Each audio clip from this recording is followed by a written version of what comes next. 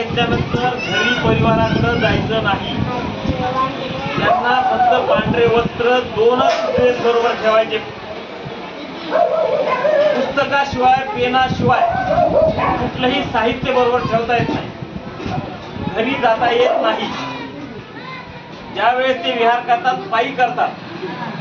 प्रत्येक गावोगावी पायी फिरतात. पायामध्ये चप्पल सुद्धा वापरत नाही. भर मे महिन्याच्या उन्हाळ्यात सुद्धा ते पायी फिरतात. आणि त्यांचा आहार जो आहे तो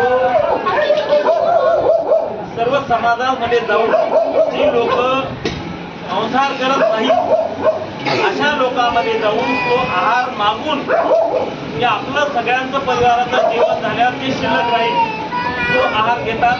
आणि दिवसातून फक्त एकदाच पंढरपूरला जातो, तुळजापूरला जातो, त्र्यंबकेश्वरला जातो. त्या भूमीचं महत्व असतं. असे हे साधू संत ज्यांनी वयाच्या 11व्या वर्षी साधना केली, बाल ब्रह्मचारी, विवाह केलेला नाही, त्यांच्या साधनेतून त्यांनी केलेला स्वाध्याय, त्यांनी केलेला धर्म, त्या धर्माचं विचरण ते करत असतात. आणि त्याच्या माध्यमातून त्यांचे पावलं ज्या त्या गावाला लागतात. असे हे महान संत होते. शास्त्राचे अभ्यासक होते. तर हे जैन धर्म आरोग्य सुविधा पुरवाव्यात, गरिबांना अन्नदान करावं ही त्यामागची भूमिका आहे. आणि आम्ही सर्व जैन समाजाचे कार्यकर्ते, पदाधिकारी, विशेषतः आमच्या सीमाताई या पुढाकार घेऊन त्यांनी आम्हाला ह्या भागामध्ये घेऊन आल्या. त्याच्यावर त्यांचे सहकार्य आहे. आमच्यामध्ये यांच्या चिरंजीवांनी सुद्धा दीक्षा घेतलेली आहे. ते घरी येत नाहीत. बीडला आले तरी घरी नाही जायचं, मंदिरात राहायचं, विहार करायचा पायी आणि घरी जाऊन मागून घ्यायचं. जे वाटतील तेच घ्यायचं आहे. अशा प्रकारचे धर्माचं सिद्धांत किंवा त्याचा वावर तसा होतो. तर ही जैन धर्माची शिकवण ज्ञानदानाच्या माध्यमातून, वस्त्रदानाच्या माध्यमातून असेल अशा पद्धतीने मदत करतो. आमच्या सीमाजी उत्सवात दर दिवाळीमध्ये गोरगरीब लोकांना दिवाळीसाठी त्या ठिकाणी आपल्याला काय करता येईल. मी त्यांना सांगितलं की असं असं आपण जेवण वगैरे ठेवू त्या लोकांसाठी.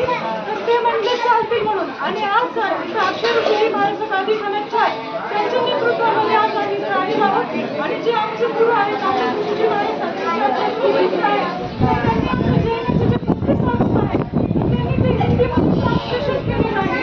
असे आमचे अक्षर ऋषी महाराज आहेत. आणि या कामासाठी आज प्रोग्राम त्यांच्यासाठी अक्षर ऋषी महाराजांनी आम्हाला प्रोत्साहन दिलं. मी जे आमची आनंद वर्ग समिती आहे त्याची एक तर आभारी आहे. पंचकर्मेची ग्रुप त्यांची एक तर आभारी आहे. आणि माझं जे ट्रस्ट आहे गुरु आनंद महिला प्रतिष्ठान त्याच्या माध्यमातून आपण हे सगळं करत आहोत. आणि आज इथं जे छान गोड जेवण जे दिलेलं आहेत ना तर त्याचे जे लाभ मिळत आहेत किंवा ज्यांनी आपल्याला बोलून दिलेलं आहे महेंद्रजी दुग्गड आणि हे बघा हे लाभ यांच्याकडून आलेले बरं का. महेंद्रजी दुग्गड आणि यांच्या परिवाराकडून इथं आपल्याला सगळं सामान भेटलेलं आहे. त्याच्यामुळे महेंद्रजी भाऊ तुमची मी खूप खूप आभारी आहे. आणि माझे छोटे आवडतं भाषण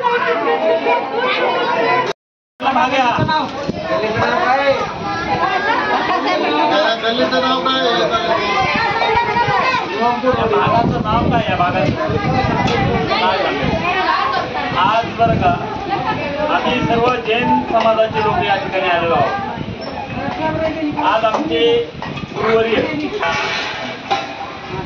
अमोलक ऋषी हे आज हयात नाही.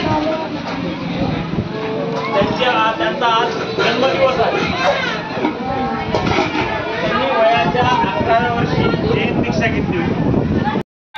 जाहीर आवाहन अँटी करप्शन ब्युरो बीड तर्फे जनतेसाठी अतिशय महत्त्वपूर्ण आवाहन. बीड जिल्ह्यातील नागरिकांना आवाहन करण्यात येते की शासकीय कामाकरिता लाच मागणाऱ्या लोकसेवकांविरुद्ध तक्रार असल्यास लाचलुचपत प्रतिबंध विभाग बीड या कार्यालयाशी संपर्क साधावा. संपर्क शंकर शिंदे, पोलीस उपाधीक्षक बीड. संपर्क क्रमांक 93 55 100 100.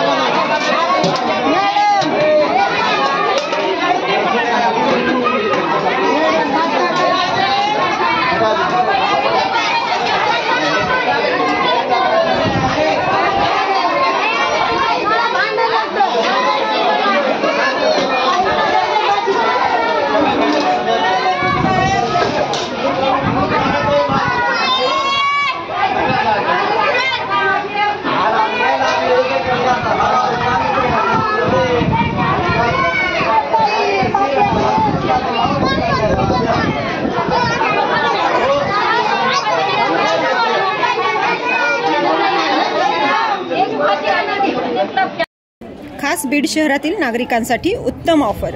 उत्तम किराणा अँड जनरल स्टोअर येथे सर्व प्रकारचा किराणा, कटलरी, तेल, पान मटेरियल आणि पेंडीचे ठोक व किरकोळ विक्री केली जाते.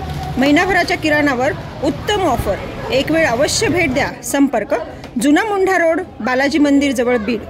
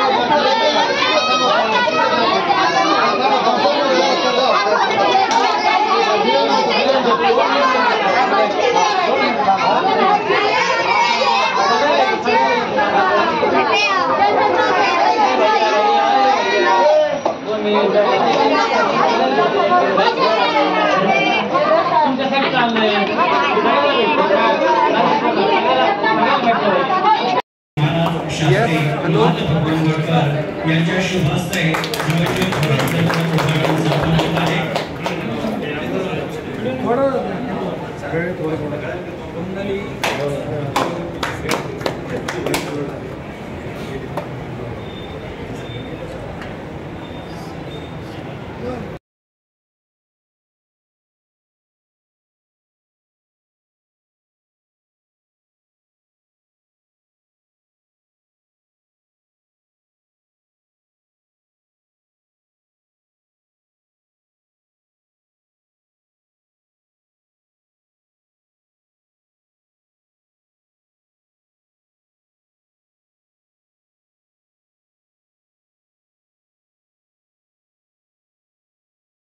दीप प्रज्वलनाने करूया कार्यक्रमाची सुरुवात. दीप प्रज्वलनाने करूया कार्यक्रमाची सुरुवात. सर्व महंत साधू संतांच्या शुभ हस्ते धन्वंतरी पूजन, दीप प्रज्वलन, कैलासवासी गुरुवर्य भावासाहेब सरांच्या प्रतिमेचं पूजन